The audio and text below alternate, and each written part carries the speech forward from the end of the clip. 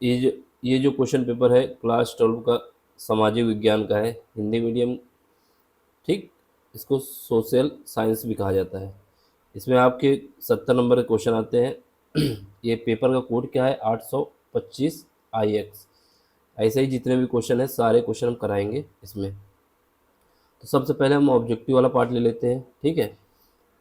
तो इसमें क्या है, ऑब्जेक्टिव के क्वेश्चन जो है 1 से लेकर 20 तक हैं, उनको पहले करते हैं पहले पार्ट में, फिर उसके दूसरे पार्ट में और एक्सप्लेनेशन करेंगे।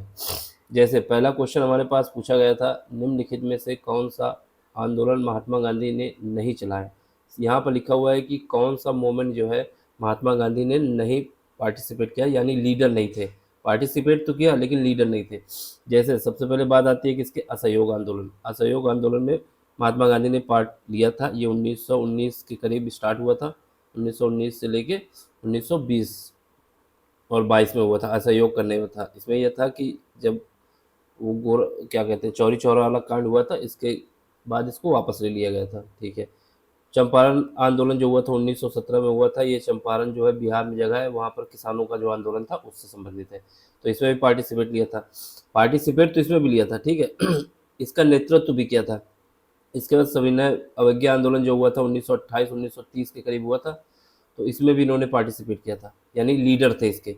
लेकिन खिलाफत आंदोलन जो 1919 से 1922 के बीच चला था, वहाँ पर तुर्की के सुल्तान को हटा दिया गया था, खलीफा को। तो उसमें जो पार्टिसिपेट का जो नेतृत्व, देखो महात्मा गांधी ने सपोर्ट किया था, लेकिन महात्मा गांधी ने इसमें नेतृत्व नहीं किया। इसमें नेतृत्व किया था मोहम्मद अली, शौकत अली और अबुल कलाम आज़ाद, ठीक है। तो ऑप्शन हमारा डी है।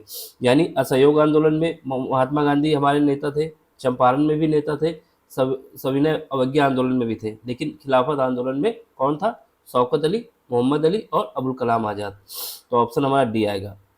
इसमें देखो 1789 में फ्रांस में राष्ट्रवाद की प्रथम अभिव्यक्ति का परिणाम क्या हुआ।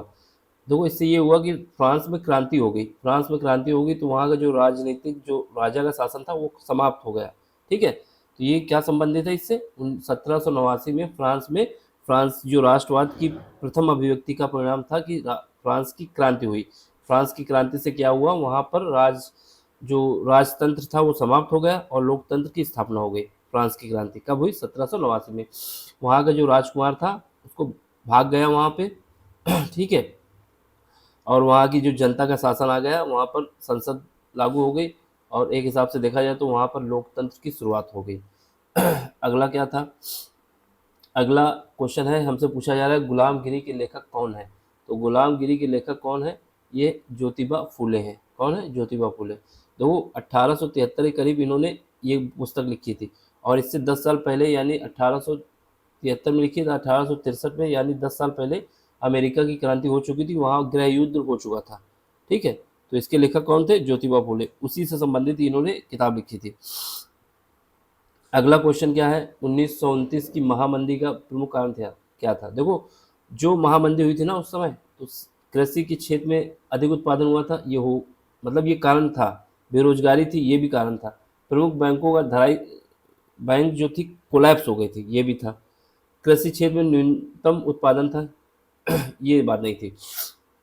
देखो मेन बात ये 3-4 पॉइंट तो इसमें है, ये पार्ट छोड़ दिया जाए बाकी सब है इसमें, लेकिन ये वाला पार्ट जो है सबसे ज़्यादा इम्पोर्टेंट है। 1929 की महामंदी का प्रमुख कारण था प्रमुख बैंकों का धराशायी। धराशायी का मतलब है कि जो बैंक थी वहाँ की वो कोलैप्स हो गई थी, ठीक है। तो वहाँ पर बैंक का ही प्रमुख कारण था कि बैंक के जो पैसे थे वो क्रैश हो गए थे। वहाँ पर जो हमने मान लिया गया था कि इतना, केवल वास्तविक मनी नहीं थी लेकिन आभासी थी कि इतना सपोर्ट है बैंक से, वो सब खत्म हो गया था। तो मेन ऑप्शन क्या था, प्रमुख बैंकों का धराशायी होना का मतलब है कोलैप्स हो जाना।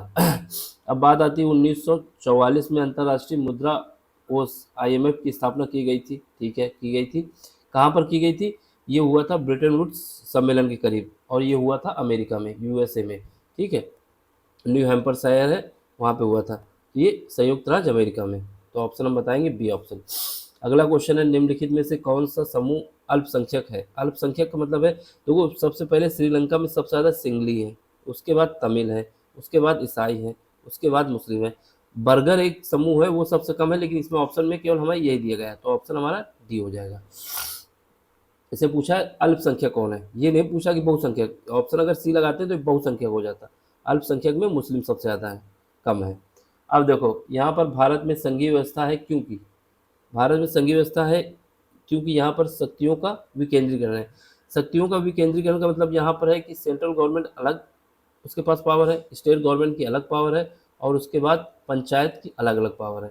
ये अलग अलग डिवीजन कर दिया गया है। तो ये पावर का एक सेंट्रल के थ्रू प्रमोशन हुआ है, और बाद में सबसे ज़्यादा पावर किसके पास है, सेंट्रल गवर्नमेंट के पास है। तो ऑप्शन हमारा ए हो जाएगा। अगला क्वेश्चन है, निम्नलिखित में से कौन सा राज्य संघीय राज नहीं है। संघीय राज का मतलब है जिसमें यूनियन टेरिटरी के अंतर्गत आ रहा है वो, यानी वो स्टेट नहीं है, उसमें जो कंट्रोल है वो सेंट्रल गवर्नमेंट का है। तो मणिपुर पूरी तरीके से एक स्टेट है, हिमाचल प्रदेश भी स्टेट है, त्रिपुरा भी स्टेट है। लेकिन जो दिल्ली है, दिल्ली में जो शासन है वहाँ का मुख्यमंत्री के पास पावर तो है, लेकिन इतनी पावर नहीं है कि वहाँ की पुलिस उसके कंट्रोल में हो, लैंड भी उसके कंट्रोल में नहीं है। तो यहाँ पर दिल्ली जो है यूनियन टेरिटरी है, राज जो है क्या कहते हैं उसको, संघीय राज है। और इसे पूछा है संघीय राज, मतलब एक हिसाब से ऑप्शन क्वेश्चन जो बनाया संघीय राज पूछ लिया, स्टेट पूछता तो ऑप्शन हमारा दिल्ली हो जाता है, लेकिन इन चारों में से यही हमारा अलग यूनिक है, ये हमारा यूनियन टेरिटरी के अंतर्गत आता है। ठीक है, तो ऑप्शन हमारा सी हो जाएगा। बाकी सब पूरी स्टेट है। अब इसमें देखो, निम्नलिखित में से किस व्यवस्था के लिए राजनीतिक दल आवश्यक शर्त है। देखो इसमें क्या है, अगर राजा का शासन राजतंत्र है तो कोई मतलब नहीं है, कोई कोई भी पार्टी बने ना बने, बनने ही नहीं देते, राजा लोग का शासन चलता है। तानाशाही है तो इसमें भी कोई पार्टी नहीं बनती। सत्तावाद है, सत्तावाद है जैसे चाइना वाइना में है, तो उसमें बनाना है तो एक ही पार्टी रहेगी, इसमें भी कोई जरूर। लेकिन अगर लोकतंत्र कहीं पर है तो वहाँ पर राजनीतिक दल होना आवश्यक है। ठीक है, लोकतंत्र, ऑप्शन बी। इसके बाद अगला क्वेश्चन देखो, निम्नलिखित में से किसका संबंध लोकतंत्र से नहीं है। लोकतंत्र से नहीं है, देखो लोकतंत्र में जनमत का शासन, यानी जनता जिसको चुनती है उसका शासन होता है, ये बात सही है। उत्तरदायी सरकार, ये बात भी सही है कि जो उत्तर सरकार होगी उसकी जिम्मेदारी होगी कि उसको अपना काम करना है, नहीं करना तो 5 साल बाद उसको 5 साल 6 साल जहाँ पर जितना हो, जैसे अमेरिका में 4 साल के लिए है, भारत में 5 साल के लिए है। ठीक है, तो उसके हिसाब से चुनाव होता है, फिर उसका हट जाती है जो भी राजनीतिक दल होता है, जनता उसको हटा देती है। इस राजनीतिक दल लोकतंत्र से संबंधित राजनीतिक दल होना चाहिए, ये भी बात सही, लेकिन ये जरूरी नहीं है कि वहाँ के जो बहुसंख्यक हैं उनका ही शासन होगा। तो इसने क्या पूछा है कि कौन से लोकतंत्र से संबंधित नहीं है, तो हम बता देंगे बहुसंख्यकों का शासन होना यह आवश्यक शर्त नहीं है। वो हो सकता है माइनॉरिटी ही हो। अब मनमोहन सिंह अपने देश में प्रधानमंत्री थे, माइनॉरिटी है, सिख थे ना, तो ऐसा कुछ कंडीशन नहीं है। निम्नलिखित में से कौन सा खनिज धात्विक है। धात्विक का मतलब है जहाँ पर अट्रैक्शन करने की पावर हो। अब कोयला जो है चुंबक के थ्रू अट्रैक्ट नहीं होगा, अभ्रक भी नहीं होता, चूना पत्थर तो बिल्कुल नहीं होता। हाँ, लौह अयस्क जो है ये अट्रैक्ट होता है मैग्नेट से। तो ऑप्शन हमारा डी हो जाएगा। अब अगला क्वेश्चन देखो, इसमें पूछा है कपास की खेती के लिए निम्नलिखित में से कौन सी मिट्टी उपयुक्त है। कपास की खेती के लिए सबसे अच्छी मिट्टी कौन सी मानी जाती है, काली मिट्टी। काली मिट्टी, ऑप्शन हमारा ए। इसके बाद देखो अगला क्वेश्चन है, निम्नलिखित में से कौन से उद्योग में कच्चे माल के रूप में बॉक्साइट का प्रयोग किया जाता है। तो बॉक्साइट हमेशा एल्युमिनियम का अयस्क है। किसका, एल्युमिनियम का। सीमेंट, लौह अयस्क, कागज नहीं, एल्युमिनियम, बॉक्साइट एल्युमिनियम का है। अब इसके बाद देखो इसमें क्या, निम्नलिखित में से किसको सेवा क्षेत्रक भी कहते हैं, मतलब जिसमें ज़्यादा सर्विस मिलती है। तो ये जो तृतीयक क्षेत्र होता है इसमें जब सबसे ज़्यादा जॉब प्रोवाइड होती है। तो ऑप्शन सी। अगला क्वेश्चन देखो, सार्वजनिक क्षेत्र तथा निजी क्षेत्र के विभाजन का आधार है। देखो सार्वजनिक क्षेत्र है तो रोजगार की शर्त होंगी, निजी में भी होंगी, सब में कंडीशन होती है। आर्थिक गतिविधियाँ की प्रगति इसमें भी होगी, उद्यमों में नियोजित श्रमिकों की संख्या होगी, ये भी बात सही है। लेकिन अगर निजी है तो उसका स्वामित्व किसके पास होगा, जो व्यक्ति है उसका स्वयं का। और वही सार्वजनिक है तो उसका कंट्रोल सबके लिए है, यानी गवर्नमेंट कंट्रोल करेगी और उसके बाद सबका हक होगा। तो ऑप्शन सी। अगला देखो, क्वेश्चन नंबर 16 में क्या है, एजेंडा 21 किससे संबंधित है। तो ये हमारा क्या है, सस्टेनेबल डेवलपमेंट है, यानी सतपोषी विकास से संबंधित है। ये 1991 की कहानी है। तो उसी के बाद 21 साल बाद 2012 में जब मिले थे तो इसका नाम दिया गया था संत पोषणी नहीं सॉरी 1972 में पहला सम्मेलन हुआ था, उसके 12 साल बाद जब 21 साल बाद हुआ था तो उसी के नाम पे ये रखा गया था, एजेंडा 21। तो ये कब हुआ था, 1991 में हुआ था। इसमें क्या है, सत पोषणी संधारणीय विकास से संबंधित है। ऑप्शन हमारा सस्टेनेबल डेवलपमेंट से संबंधित है। अगला क्वेश्चन देखो, उपभोक्ता सुरक्षा अधिनियम कब बना? तो उपभोक्ता सुरक्षा अधिनियम जब बना था, कब बना था? 1986 में। याद रखना, ये डेट इंपॉर्टेंट है, 1986। अब इसके बाद बात आती है बैंकों के ग्रामीण बैंक की शुरुआत कब हुई? बांग्लादेश में ग्रामीण बैंक की शुरुआत कब हुई? तो बांग्लादेश आज़ाद कब हुआ था? 1971 की लड़ाई के बाद। और इसमें हमें क्या बताना है, ये नहीं पूछा कि किस ईयर में होगी, इसमें लिखा होना चाहिए था किस दशक में हुई थी। तो 1970 के दशक में हुई थी, लेकिन ऐसा कुछ मेंशन नहीं, तो ऑप्शन हमारा इसी में जाएंगे कि 1970 के दशक में शुरुआत हुई थी, बांग्लादेश के ग्रामीण बैंकों की शुरुआत हुई थी। क्योंकि 1970 में बोल देंगे तो बांग्लादेश बना ही नहीं था, जब 1971 में तो युद्ध हुआ था तभी बना था।